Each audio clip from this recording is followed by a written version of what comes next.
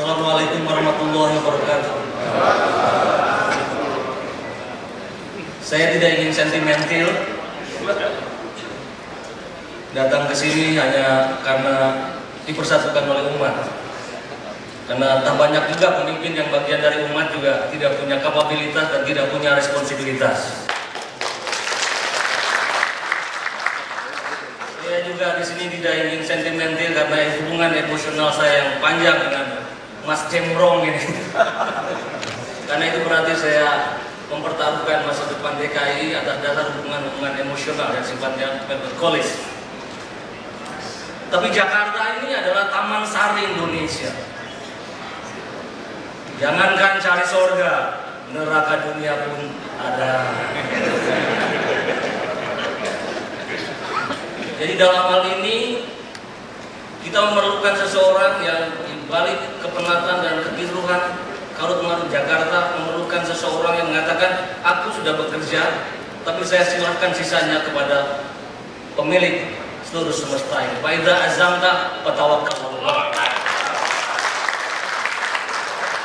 Jadi kita memerlukan seseorang dengan kekuatan rohaniah yang dalam. Karena menyelesaikan Jakarta tidak bisa hanya berbasis pada logika semata, memerlukan bantuan kekuatan spiritual yang dalam. Dan saya kira seorang Adi Aksa Daud memiliki kapasitas seperti itu. Kedua, Jakarta adalah miniatur Indonesia dengan segala keragaman kultural, etnis, agama, dan lain-lain.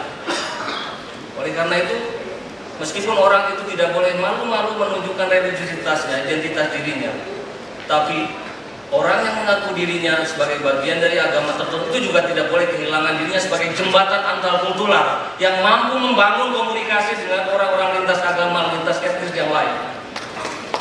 Nah, di Indonesia ini tidak banyak orang yang menunjukkan kualitas religiositas yang baik, tapi juga bisa menyapa teman-teman yang berbeda di dalam satu semangat membuka diri penuh cinta untuk yang lain. Itu ada di kualitas Jakarta.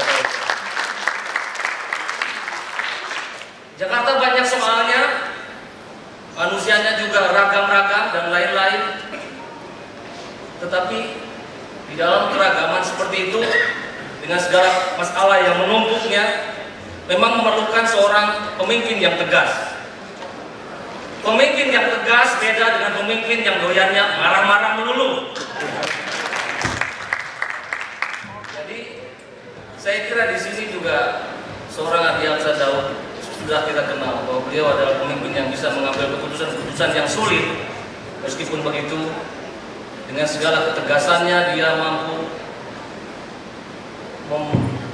memendarkan rasa kasih sayang tanpa kemudian menjadikan ketegasan itu menjadi satu pangkal konflik yang kemudian menjadi semacam zero sum game, yang satu menang yang lain dikalahkan. Dan yang keempat, saya kira yang terakhir, Jakarta bukan hanya milik orang-orang kaya. Jakarta juga milik dari begitu banyak orang-orang yang miskin juga. Jadi di sini saya kira pertaruhannya adalah bagaimana merawat persatuan, tapi juga dengan semangat keadilan. Ya. Kita memerlukan pemimpin yang tegas, yang bukan hanya terhadap orang-orang miskin, tapi juga harus tegas terhadap orang-orang yang kaya. Jakarta tidak boleh dinikmati hanya segelintir orang kaya, tapi juga harus dinikmati oleh orang-orang yang miskin. Pemimpin harus bisa membebaskan beban derita yang masuk orang-orang miskin dan tertindas. Wa yadau anhum wa israhum wa la balatin kana alaihim. Itulah saya datang ke sini. Jarak antara hari ini dengan pemilu masih panjang sekali. Pilihan saya bisa berubah, tapi yang bisa saya pastikan hari ini, dari sekian kriteria itu paling tidak seorang Adi Aksa memenuhi syarat yang kita perlukan. Maka itulah kita.